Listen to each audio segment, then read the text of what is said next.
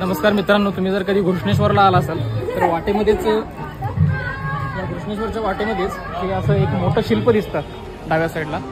तर हे शिल्प कित्येक जणांना माहीत नाही आहे हे काय कशाची वास्तू आहे. त्याच्या आजूबाजूची तुम्ही जरी परिस्थिती बघितली तर त्याच्यावरून तुम्ही अंदाज लावू शकता की लोक ह्याच्याबद्दल किती अवेअर आहेत. ही वास्तू जी आहे ही मालोजीराजेंची समाधी आहे. मालोजीराजे म्हणजे छत्रपती शिवाजी महाराजांचे आजोबा आणि शहाजीराजेंचे वडील. मालोजीराजेंना राजे किताब देणं म्हणा किंवा ह्या समाधी शिल्पाचं तुम्ही जर बांधकाम बघितलं तर ह्याच्यावरून तुम्हाला अंदाज लावता येईल की मालोजीराजेंचा त्या काळात निजामाच्या काळामध्ये किती मोठं कर्तृत्व होतं त्यांचं निजामशाहीमध्ये.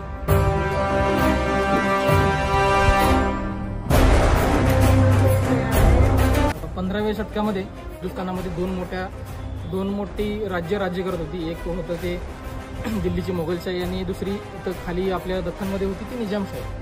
या निजामशाहीमधले हे एक मराठा सरदार होते आणि हे मराठा सरदार यांच्यासोबत मलिकांबर नावाचा सुद्धा एक सरदार होता निजामशाहीमधला. या दोघांनी मिळून त्यावेळेस मोगलांविरुद्ध खूप मोठा लढा वगैरे उभारला. निजामशाहीला बरंच यश मिळवून दिलं आणि ह्या सगळ्याला प्रभावित होऊन निजामशहाने त्यावेळेच्या पहिल्या निजामशहाने मालोजीराजेंना राजा